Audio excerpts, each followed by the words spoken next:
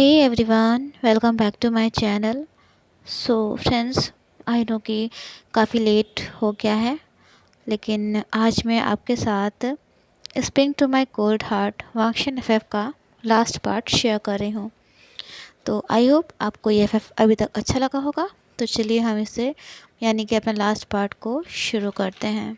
पिछले पार्ट में हमने देखा था कि वांगची को जब 30 हेवनली स्ट्राइक्स का पनिशमेंट दिया जा रहा था, उस वक्त लांशजन और विंग उसे बचाने के लिए पहुंच जाते हैं। विंग को उसकी पास्ट लाइफ की मेमोरीज़ याद आ गई थी और इसमें उसकी हेल्प उनकी यानी कि वांगजी और विंग की बेटी लान ई ने करी थी। वो वांगजी को अपने सीने से लगा लेता है और बहुत रोता है, क्योंकि उसे बहुत अफसोस हो रहा था जो कुछ भी वांगजी के साथ हुआ था, जो दर्द तकलीफ़ वांगजी ने फेस की थी। शिचेन विंग और वांगची को अपने मैजिक का यूज़ करके एक ऐसी जगह पर भेज देते हैं जहां आसानी से कोई नहीं जा सकता था। वांगजी की पीठ पर कई सारे घाव थे, अनगिनत घाव थे।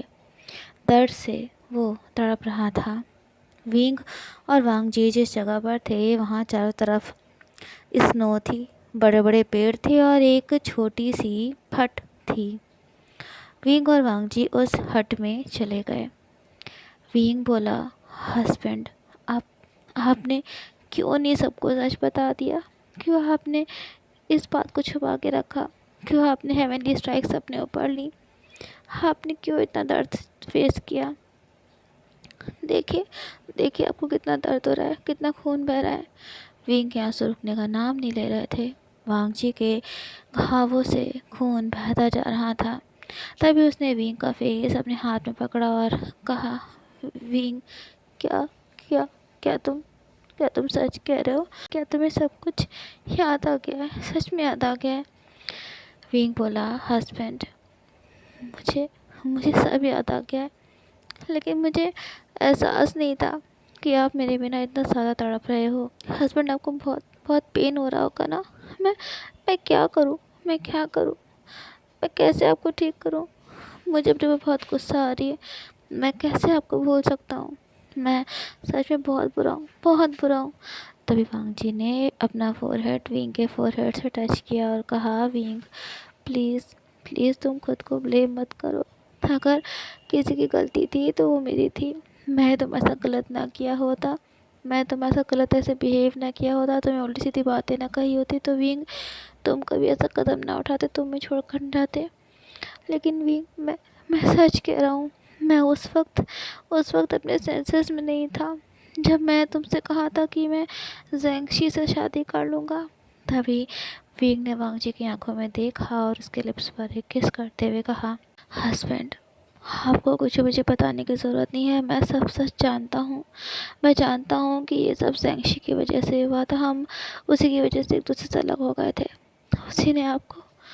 लेकिन विंग चुप हो गया। ये सुनते ही मून गॉड लान वांगजी चौंक गए और बोले, विंग, तुम्हें तुम्हें कैसे पता कि ये कि ये सब ज़ेंगशी ने? ये बात तो सिर्फ मुझे मुझे ही पता थी।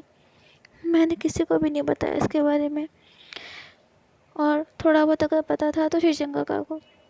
वांगजी की बात सुनकर विंग बोला, हस्बैंड, मैं आपको सब कुछ बता दूंगा। मैं आपसे कुछ भी नहीं छिपाऊंगा। लेकिन पहले आप ठीक हो जाओ। देखो ना कितना आपका खून बह रहा है, आपकी बॉडी पर कितने घाव हैं, कितने गहरे घाव हैं। हमें हमें पहले इसको। लेकिन मोन गॉड वांगजी विंग की बात सुनने को बिल्कुल भी तैयार नहीं थे। वो बोले, नहीं नहीं विंग, पहले मुझे बताओ कि तुम्हें ये सब किसने बताया? तुम्हें तुम्हें ये सब कैसे पता चला? हुँ? बताओ मुझसे प्लीज़ विंग, मुझे ऐसे मत, इस हाल में मत छोड़ो। लेकिन वांगजी को इतना ज़्यादा पेन हो रहा था, वो इतना दर्द में थे, तकलीफ़ में थे, ऊपर से जो ब्लीडिंग हो रही थी उसकी वजह से मून गॉड लान वांगजी खुद को संभाल न सके और अचानक से विंग की बाहों में बेहोश हो गए। विंग ये देख कर चौंक गया। वो बोला, हस्बैंड, हस्बैंड। उसे लगा कि कहीं वांगजी को कुछ हो तो नहीं गया। ये ख्याल आते ही विंग की जान से निकल गई। उसे ऐसा लगा कि उसका दिल धड़कना बंद कर चुका है। उसने तुरंत वांगजी की सांसों को महसूस किया और उसके दिल की धड़कनों को सुना।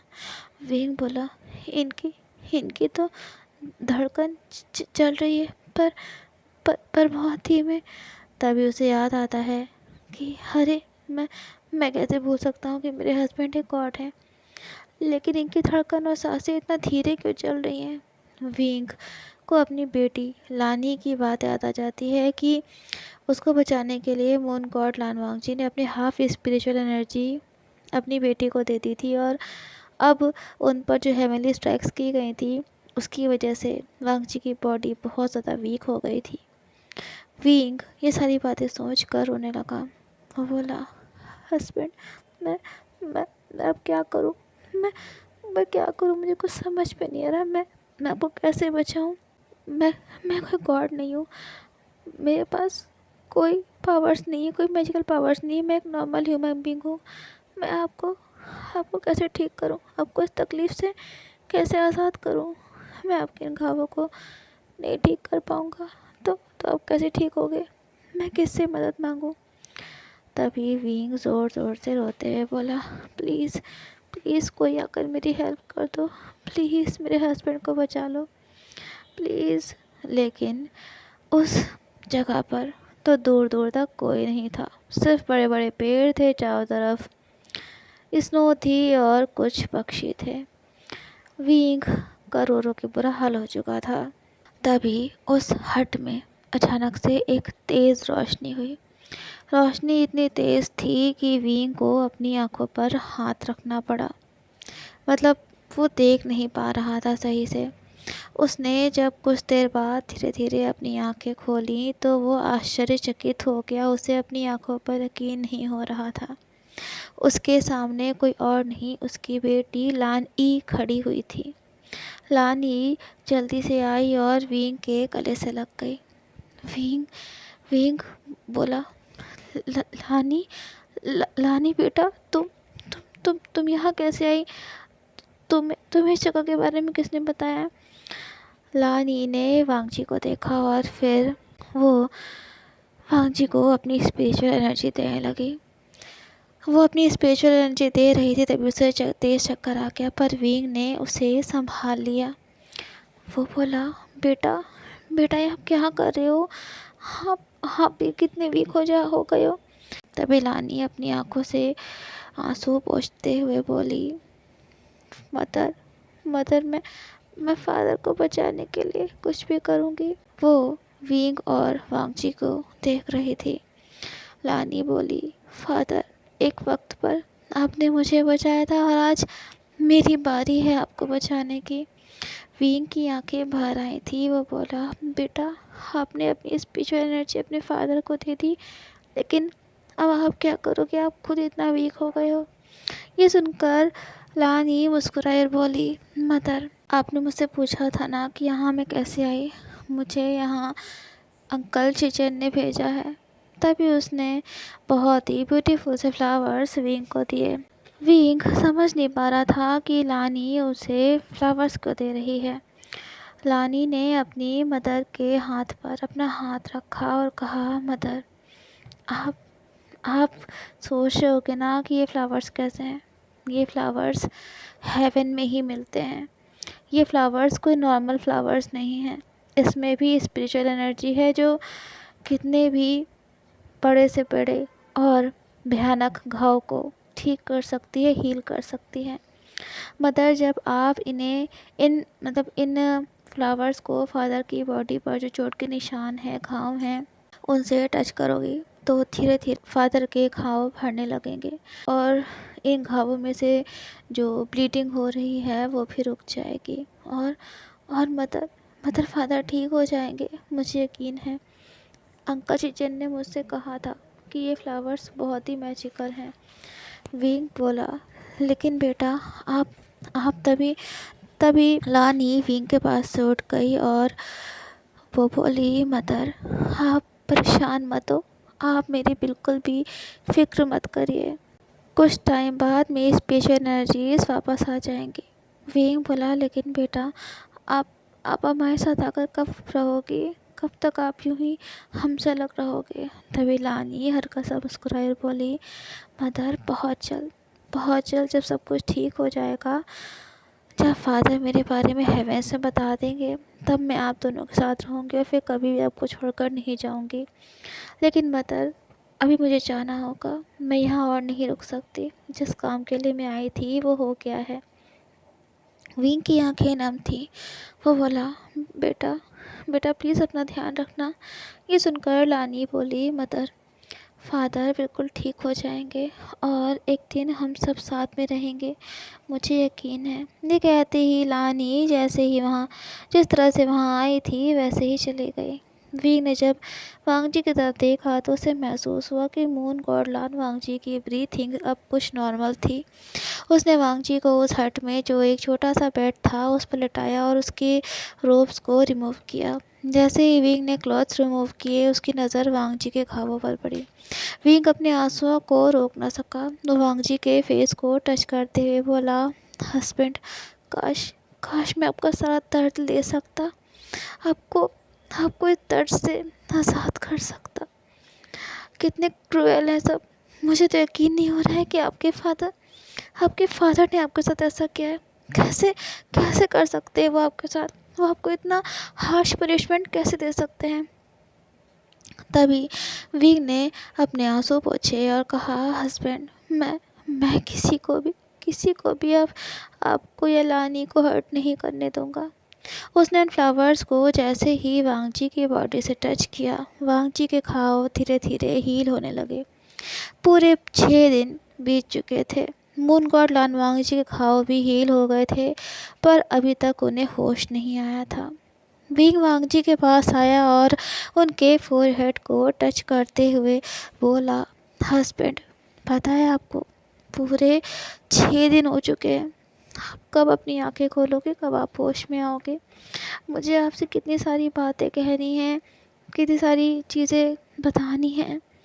विंग ने वांगजी के फोरहेड पर किस किया और कहा, देखिए मैं आपके लिए आपका फेवरेट ब्लू कलर के क्लॉथ्स लेकर आया हूँ।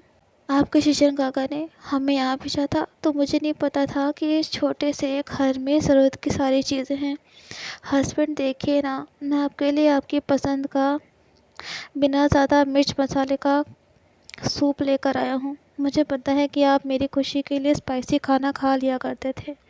मेरी वजह से आपको कितनी परेशानियों का सामना करना पड़ा, और मैंने क्या किया? मैं आपको छोड़कर चला गया। ये कहते कहते विंग की आंखों से आंसू बहने लगे। उन्हें वो रोक ही नहीं पा रहा था। उसे वो दिन याद आता है जब वो इस लाइफ में पहली बार मून गॉडलान वांगजी से मिला था। विंग वांगजी की तरफ देखने लगा। उसे रोना भी आ रहा था और गुस्सा भी आ रहा था। उसने जो बाउल अपने हाथ में पकड़ा हुआ था उसे साइड में रखा और वो वांगजी के नज़दीक जाकर उसके लिप्स पर किस करने लगा। किस करते करते विंग के आंसू वांगजी के फेस पर गिर रहे थे। तभी वो हुआ जिसका इंतज़ार विंग इतने दिन से कर रहा था। वांगजी ने उसे अपनी बाहों में भर लिया और वो विंग के लिप्स पर पैशनेटली किस करने लगा। विंग एक पल के लिए चौंक गया, क्योंकि उसे यकीन नहीं हो पा रहा था कि वांगजी को होश आ गया है। तभी अगले ही पल वांगजी ने विंग को नीचे बेड पर पुश कर दिया और वो विंग के ऊपर आ गया। विंग बोला, हस्बैंड, आपको आपको होश आ गया?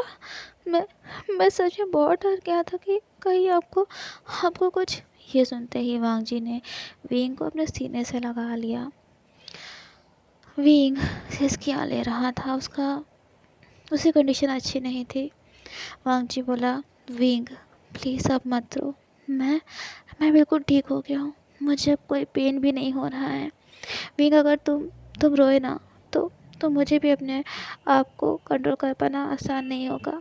तुम्हें नहीं पता विंग, मैंने खुद को कितना कंट्रोल कर के रखा हुआ है, वरना अब तक हेवन का नामो निशान मिट चुका होता। विंग बोला, हस्बैंड, अब आपको कुछ भी डिस्ट्रॉय करने की कोई ज़रूरत नहीं, क्योंकि अब मुझे सब कुछ याद आ गया है।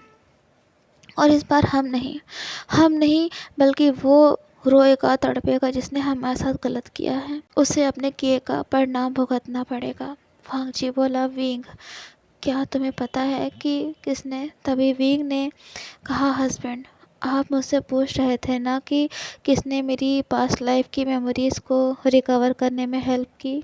वो कोई और नहीं, हमारी बेटी लान ई है, जिसे आपने अपनी हाफ स्पिरिचुअल एनर्जी देकर बचाया था। मून गॉड लान वांगजी शॉक्ड हो गए थे। वो बोले, लान ई, लेकिन लेकिन वो तो। विंग ने प्यार से वांगजी के फेस को कैरेस किया और कहा, हस्बैंड, हमारी बेटी लानी की वजह से ही हम एक दूसरे के साथ हो पाए हैं। हमें फिर से एक दूसरे के साथ रहने का मौका मिला है। उसी ने मेरी मेमोरीज़ मुझे वापस से याद दिलाई हैं और आपको अपनी स्पिरिचुअल पावर से हील भी किया था। हस्बैंड, हमारी बेटी हमारा इंतज़ार कर रही है। उसने कहा है कि जब सब कुछ ठीक हो जाएगा तब वो हमारे साथ रहेगी। वांगजी की आंखों में खुशी के आंसू थे। वो बोले, विंग, तुम्हारे बिना मैं। तभी विंग ने वांगजी के आंसू पोंछे और कहा, अब बस हस्बैंड, अब हम नहीं रोएंगे। हमारी लाइफ में सब ठीक होगा, सब अच्छा होगा। उसने वांगजी के लिप्स पर एक किस किया और कहा, husband, please please love me. मैंने आपको अपनी बातों से बहुत हर्ट किया था ना। मैं बीते हुए वक्त को भुलाकर बस आपकी और अपनी बेटी लानी के साथ खुश रहना चाहता हूँ। वांगजी बोला, विंग, आई लव यू। रात भर मून गॉड लान वांगजी और विंग एक दूसरे के साथ इंटीमेट हुए। वांगजी ने विंग की बॉडी पर लव बाइट्स के मार्क बना दिए थे और विंग ने भी अपने हस्बैंड को मार्क किया था अपने लव बाइट से। ज़ैंगशी को नहीं पता था कि अगला दिन उसके लिए एक नाइटमेयर यानी कि एक बुरे सपने की तरह होने वाला था। हेवन किंग ला शिंगहेंगजुन और लान कुरेन शिचन से बहुत नाराज़ थे क्योंकि उन्हें ये लग रहा था कि वांगजी को शिचन ने न जाने कहाँ भेज दिया था। अर्थ गॉड भी अपनी बेटी के साथ वहीं पर मौजूद थे, यानी कि ज़ैंगशी के साथ। अचानक से वांगजी और विंग सबके सामने आ गए। ना शिंगहेंगजुन बहुत नाराज़ थे और वो शायद फिर से पनिशमेंट देने वाले थे, लेकिन जब उन्हें वांगजी ने ज़ैंगशी के साथ सच्चाई बताई तब उन्हें अपनी गलती का एहसास हुआ। अर्थ गॉड को हेवन से निष्कासित कर दिया गया था और उनकी बेटी ज़ैंगशी को हेवन के जेल में डाल दिया गया था। उसकी सारी पावर्स छीन ली गई थी। वांगजी ने अपनी बेटी लानी के बारे में हेवन किंग और अपने अंकल को बता दिया था और अब तो शिशेंग को भी पता था। शिंगहेंगजुन और लानकुरन ने विंग और वांगजी दोनों से माफ़ी मांगी। शिचन तो बहुत खुश थे, फाइनली अब उनका भाई मुस्कुराने जो लगा था। मून गॉड लान वांगजी ने अपनी पावर से विंग को इमॉर्टल बना दिया था। वो विंग और लानी जिंगशी में साथ में रहने लगे थे। आफ्टर 9 मंथ्स विंग ने प्यारे से क्यूट से बेबी बॉय को जन्म दिया जिसका नाम लान युआन रखा गया था। मून गॉड लान वांगजी अपनी फैमिली के साथ हंसी खुशी रहने लगे थे क्योंकि अब ना ही तो कोई ज़ैंगशी थी और ना ही तो कोई और था उनके और विंग के रिश्ते को ख़राब करने के लिए। तो फ्रेंड्स, इसी के साथ spring to my cold heart Wangxian fan fiction end होता है। आई होप आप सबको अभी तक ये पसंद आया होगा, ये लास्ट पार्ट आपको अच्छा लगा होगा। तो अगर अच्छा लगा हो तो प्लीज़ मेरे वीडियो को लाइक शेयर, चैनल को सब्सक्राइब करना मत भूलिएगा। तो अभी के लिए बाय बाय एवरीवन।